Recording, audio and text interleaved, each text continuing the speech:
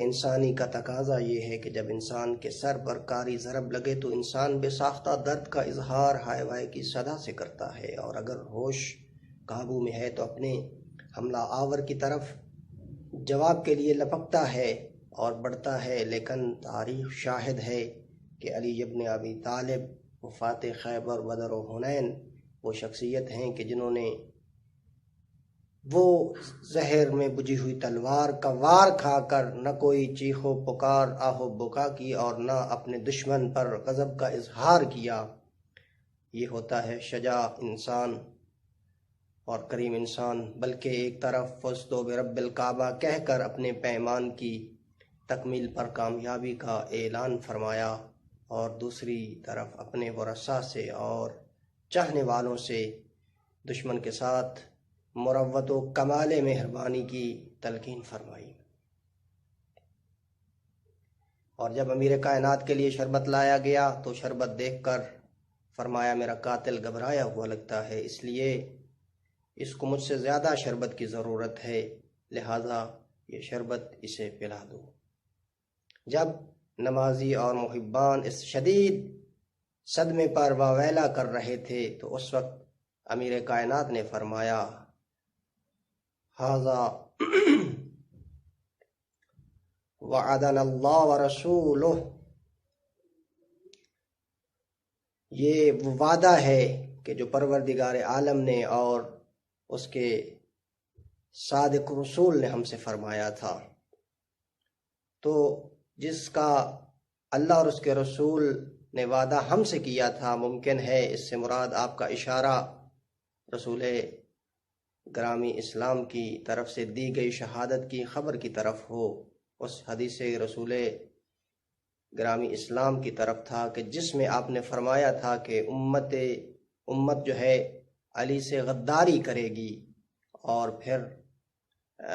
امیر کائنات کو جو ہے ایک اولین و آخرین کا شقی انسان جو ہے اور قاتل ناکہ سہلے جو ہے وہ سر پر ایک کاری وار کرے گا جس سے آپ کی شہادت ہوگی۔ پھر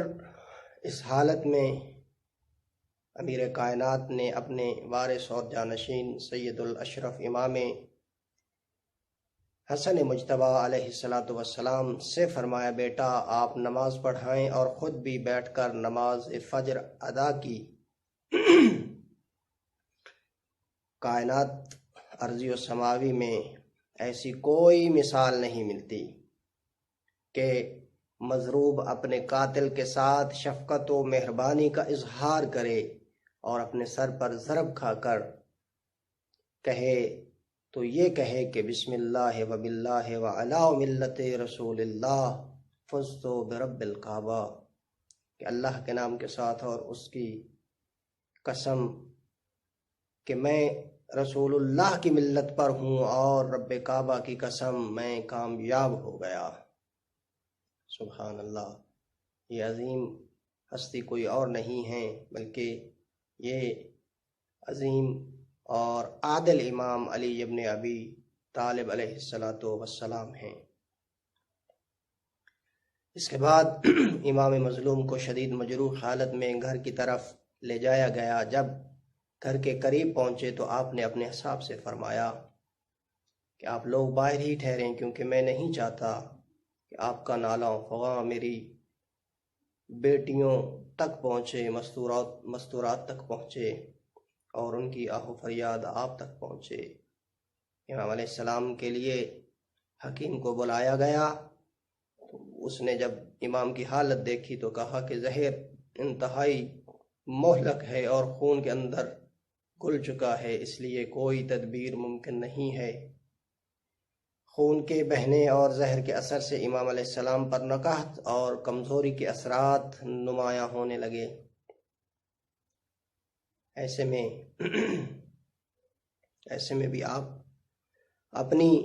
شرعیہ ذمہ داریوں سے بخوبی آگاہ تھے، کیوں نہ ہوتے، کائنات کے امام ہیں، اور آپ نے اپنے فرزند امام حسن مجتبی علیہ السلام کو وصیتیں بطور جانشین امامت فرمانا شروع کی، اور باقی اولاد کو ان کے متعلق امور پر وصیتیں فرمائیں۔ اللہ اکبر۔ اور اگر آپ کی وصایا میں سے کچھ وصیتوں کو یہاں ذکر کروں تو کچھ اس طرح ذکر کیا جا سکتا ہے۔ آپ نے فرمایا حسن و حسین،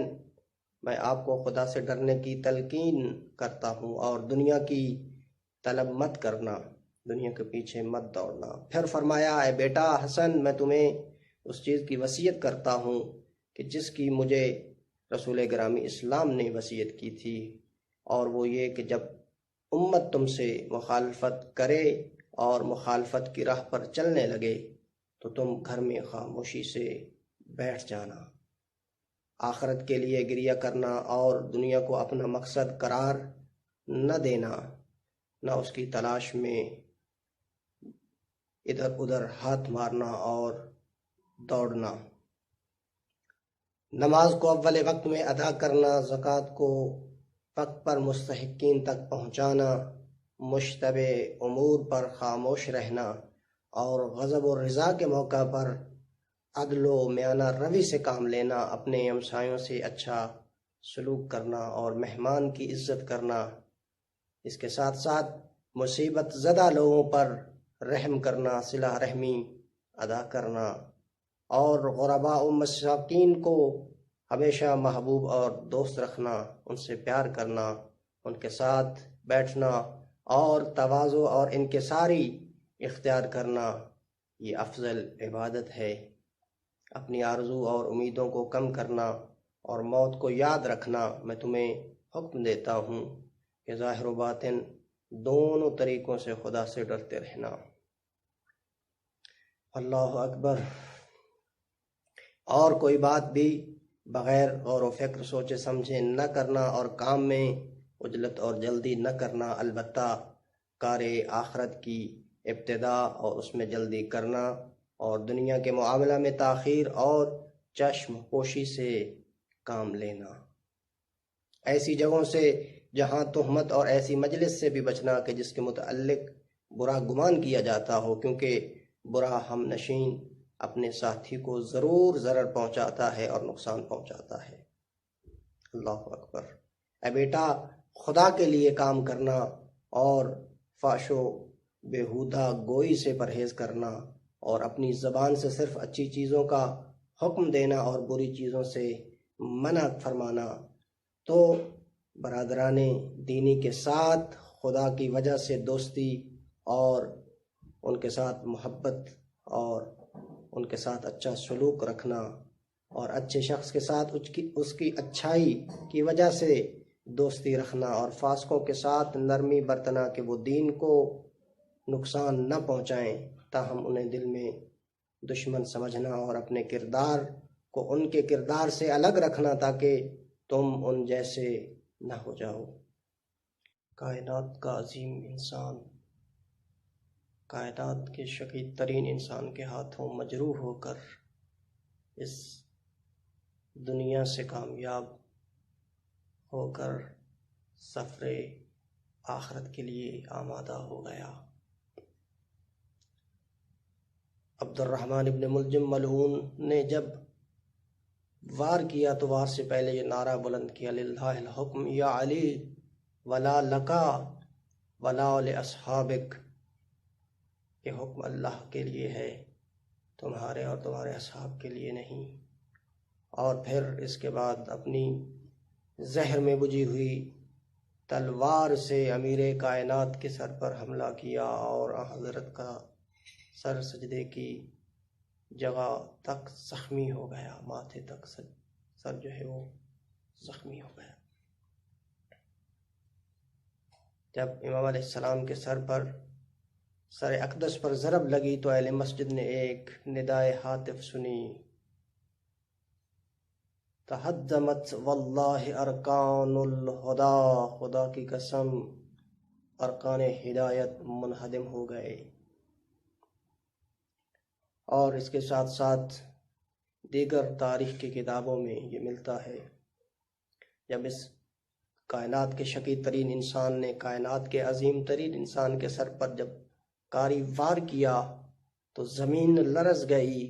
دریا کی موجیں تھم گئیں اور آسمان متزلزل ہوا۔ مسجد کوفہ کے دروازے آپس میں ٹکرانے لگے، آسمانی فرشتوں کی صدائیں بلند ہوئیں، کالی گھٹائیں ہر طرف چھا گئیں اور ہر طرف تاریکی تاریکی چھا گئی، اس لیے کہ پیغمبر نے فرمایا تھا کہ اے علی، پروردگار نے تمہیں اور مجھے اپنے نور سے خلق کیا ہے، تو وہ نور اس کو بجھا دیا گیا، تو اب اس کے نتیجے میں ہر طرف تاریکی ہی تاریکی ہے۔ اور اس کے ساتھ ساتھ جناب جبرائیل امین نے صدا دی، اور اس صدا کو ہر کسی نے سنا کہ جناب جبرائیل کہہ رہے تھے تحدمت واللہ ارکان الہدا وانتمست واللہ نجوم السماء واعلام التقا وانفصمت واللہ العروۃ الوثقی قتل ابن ام محمد المصطفى قتل الوسیع المجتبى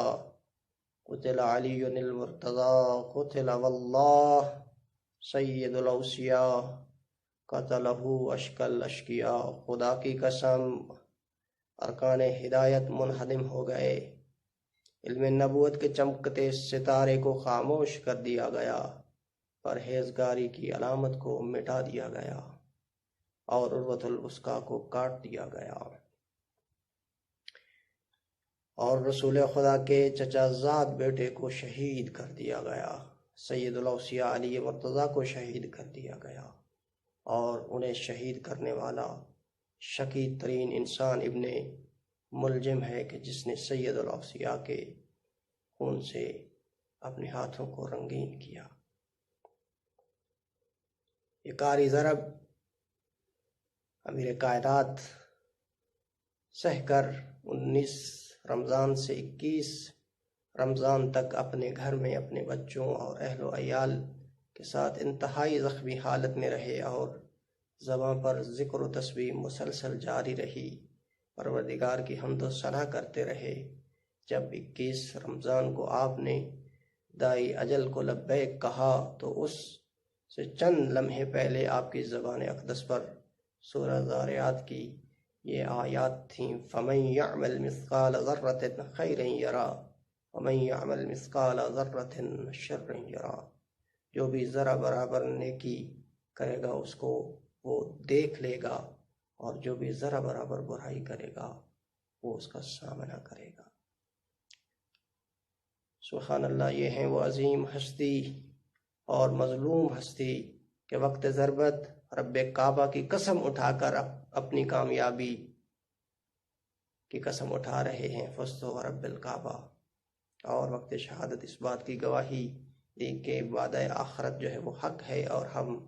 اس کے لیے تیار ہیں۔ اور پھر یہ شان مرتضوی ہے، ورنہ تاریخ اٹھا کر دیکھ لیں، جو بھی انسان اس دار فنا سے گیا وہ ہاتھ ملتے ہوئے گیا، اور آخرت کی توشہ آخرت کی کبھی کا رونا روتا ہوا یہاں سے گیا۔ اور یہ امیر کائنات کی زندگی کا سفر 30 عام الفیل کو مکہ معظمہ میں بیت اللہ سے شروع ہوا تھا، اور 40 ہجری کو 21 رمضان 19 رمضان کو ضربت لگی، اور 21 رمضان کو یہ سفر جو ہے وہ ختم ہو گیا۔ پروردگار عالم اس مظلوم ترین اور شہید کوفہ، شہید محراب اور نفس پیغمبر ابن ام اور امیر کائنات کے صدقے ہمیں امیر کائنات کی معرفت حاصل کرنے کی توفیق عطا فرمائے، اور ہماری عبادت میں اور ہماری محبت اور مودت جو اہل بیت کی نسبت ہے اس میں مزید اضافہ فرمائے، اور اس کے ساتھ ساتھ ہمیں علی ابن ابی طالب کی سیرت پر چلنے کی توفیق عطا فرمائے، اور آج کے عظیم اور مصیبت زدہ دن کے صدقے میں پروردگار عالم ہمارے آقا مولا کے ظہور میں تعجیل فرمائے۔ السلام علیکم ورحمۃ اللہ وبرکاتہ۔